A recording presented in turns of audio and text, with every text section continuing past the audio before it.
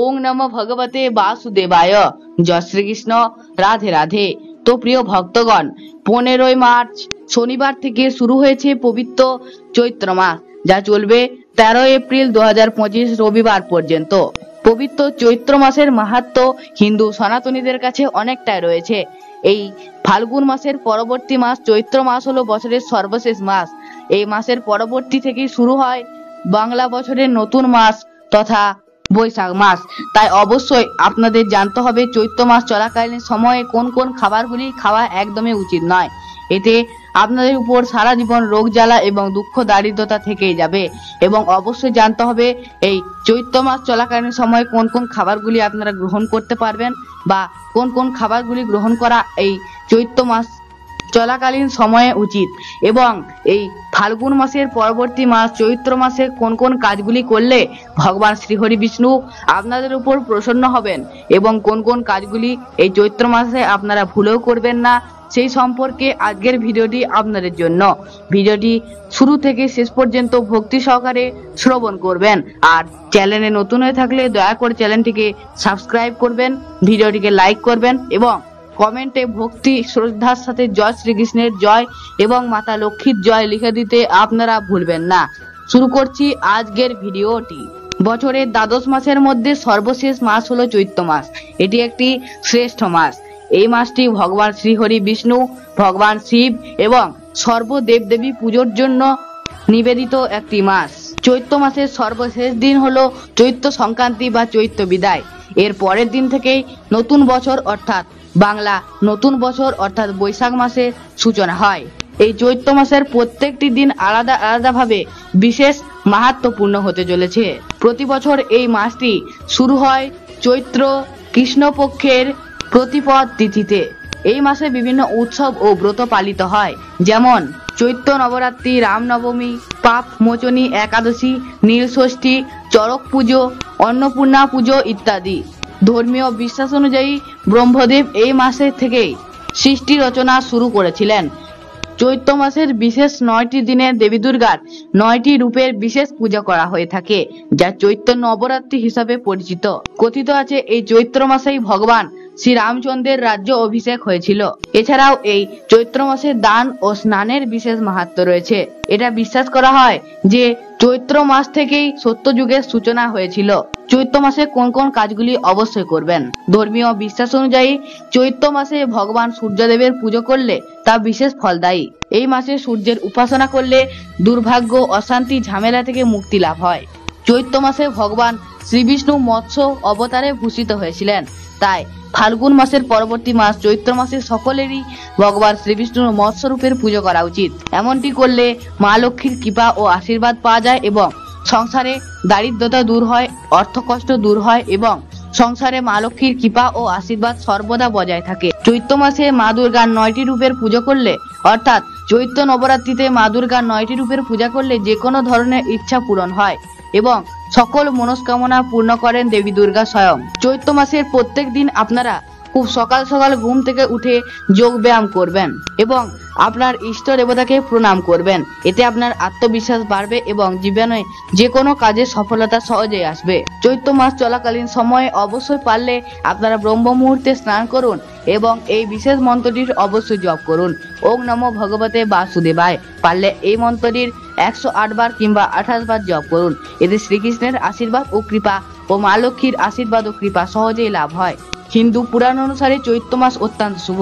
এই মাসে দান ধ্যান করলে তা অত্যন্ত শুভ। তাই এই চৈত্র মাসে গরিব এবং দুঃখী মানুষকে দান করুন এবং গরুকে খাবার খাওয়ান। এতে আপনার উপর শনিদেব প্রসন্ন হবেন এবং আপনার উপর থেকে শনির সাড়ে যদি থেকে থাকে তা সহজেই দূর হবে। চৈত্র মাসে কি কি কাজ করবেন না। চৈত্র মাসে কখনোই বিবাহ, বিবাহের পাকা কথা, বিবাহের আশীর্বাদ, বিবাহের কেনাকাটা, যে কোনো শুভ অনুষ্ঠান যেমন উপনয়ন, অন্নপ্রাশন ইত্যাদি কখনোই করবেন না। এটি অশুভ বলে বিবেচিত হয়। তবে যদি করতেই হয় তখন ভগবান শ্রী বিষ্ণুর কাছে ক্ষমা প্রার্থনা চেয়ে অবশ্যই আপনারা করতে পারেন। তবে ভগবান বিষ্ণুর কাছে আগে পুজো করবেন, তারপরই অন্যান্য শুভ কাজে আপনারা করতে পারেন। চৈত্র মাসে কি কি খাবার খাবেন না। চৈত্র মাস হলো ঋতু পরিবর্তনের সময়। এই সময় যদি আমরা এই কয়েকটি খাবার গ্রহণ করি তাহলে আমাদেরকে সারা বছর রোগ জ্বালায় ভুগতে হবে এবং আমাদেরকে ভগবান শ্রী বিষ্ণুর আশীর্বাদ থেকে বঞ্চিত হতে হবে। 1. বাসি খাবার। কখনোই চৈত্র মাস চলাকালীন বাসি খাবার খাবেন না, এতে আপনি অসুস্থ হতে পারেন। দ্বিতীয় হলো মোষের দুধ, গরুর দুধ কিংবা যে কোনো প্রকারের দুধ। বন্ধুরা, এই চৈত্র মাস চলাকালীন সময়ে কখনোই গরুর দুধ বা মহিষের দুধ এমনকি যে কোনো প্রকারের দুধ কখনোই গ্রহণ করবেন না। এই চৈত্র মাস চলাকালীন সময়ে আমাদের হজম শক্তি কমে যায়, তাই দুধ কিংবা যে কোনো প্রকার দুধ খেলে আমাদের হজম শক্তি কমে গিয়ে অসুস্থ হতে পারি। তাই চৈত্র মাসে কখনোই আপনারা দুধ খাবেন না, তবে দুধের তৈরি যে কোনো খাবার আপনারা গ্রহণ করতে পারেন এই চৈত্র মাস চলাকালীন সময়ে। তৃতীয় খাবারটি হলো বেশি তৈলাক্ত কিংবা আমিষ জাতীয় খাবার বা বেশি প্রোটিন জাতীয় খাবার। বন্ধুরা, যেহেতু আমাদের এই চৈত্র মাস চলাকালীন সময়ে হজম শক্তি অনেকটাই কমে যায়, সেহেতু আমাদের কখনোই এই চৈত্র মাস চলাকালীন সময়ে বেশি তেল মশলাযুক্ত খাবার গ্রহণ করা উচিত নয়।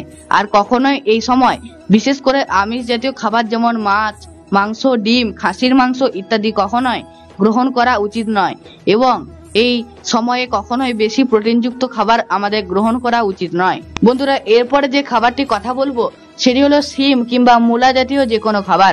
বন্ধুরা, এই চৈত্র মাস চলাকালীন সময়ে মূলা কিংবা শিম জাতীয় খাবারে ব্যাকটেরিয়ার সংস্পর্শ চলে আসে, সেহেতু এই সময় এই কয়েকটি খাবার খেলে আমরা অসুস্থ হয়ে যেতে পারি।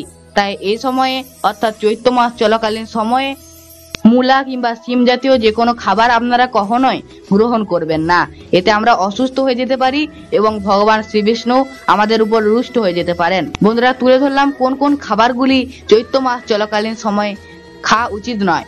বন্ধুরা, যে খাবারগুলি তুলে ধরলাম এগুলি সম্পূর্ণ বিজ্ঞানসম্মত, আবার ধর্মীয় বিশ্বাস অনুসারে চৈত্র মাসে এই কয়েকটি খাবার খাওয়া কখনোই উচিত নয়।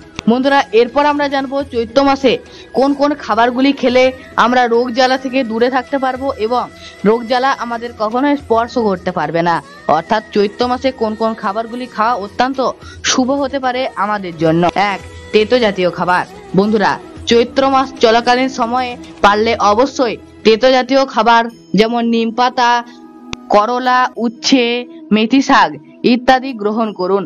এতে আমরা সহজেই সারা বছর রোগ জ্বালা থেকে দূরে থাকতে পারবো এবং ভগবান শ্রী হরি বিষ্ণু আমাদের উপর সন্তুষ্ট হবেন। চৈত্র মাসে তেতো জাতীয় খাবার খাওয়া অত্যন্ত ভালো এবং স্বাস্থ্যের জন্য উপযোগী। এটি আপনার সমস্ত রোগ জ্বালা সহজেই দূর করতে পারে। দ্বিতীয় খাবারটি হলো ছোলা। বন্ধুরা, চৈত্র মাস চলাকালীন সময় যেহেতু আমাদের হজম শক্তি কমে যায়, সেহেতু অবশ্যই আমরা এই চৈত্র মাস চলাকালীন সময়ে ছোলা খেতে পারি। যেহেতু বিশেষ প্রোটিন জাতীয় খাবার খাওয়া উচিত নয়, তাই ছোলা খেলে আমরা ছোলা থেকে শক্তি পেতে পারি এবং ছোলা অবশ্যই খেতে পারি এই চৈত্র মাস চলাকালীন সময়ে। তৃতীয় খাবারটি হলো সজনে ফুল এবং সজনে ডাঁটা।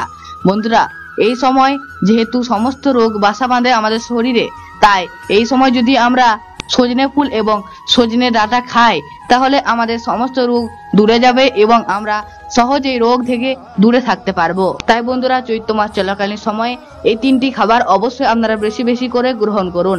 এতে আপনারা স্বাস্থ্যের দিক থেকে খুবই ভালো থাকবেন এবং সুস্থ থাকবেন। চৈত্র মাসের প্রত্যেক দিন ব্রহ্ম মুহূর্তে স্নান সেরে ভগবান বিষ্ণুকে প্রসাদ নিবেদন করে আপনারা পরিবারের সকলে মিলে সেটি গ্রহণ করুন। এতে আপনারা সারা বছর সুস্থ থাকবেন এবং ভগবান বিষ্ণুর কৃপা ও আশীর্বাদ সহজেই লাভ করতে পারবেন। বন্ধুরা, এইভাবেই আপনারা চৈত্র মাসটি অতিবাহিত করুন। আশা করব আজকের ভিডিওটি থেকে আপনারা সমৃদ্ধ হলেন। এই ছিল আজকের ভিডিওটি। আজ এখানেই বিদায় নিচ্ছি। ফিরে আসবো অন্য কোনো ধর্মীয় তথ্যমূলক ভিডিও নিয়ে। ততক্ষণ সবাই ভালো থাকবেন, সুস্থ থাকবেন, সতর্ক থাকবেন। জয় শ্রীকৃষ্ণ। রাধে।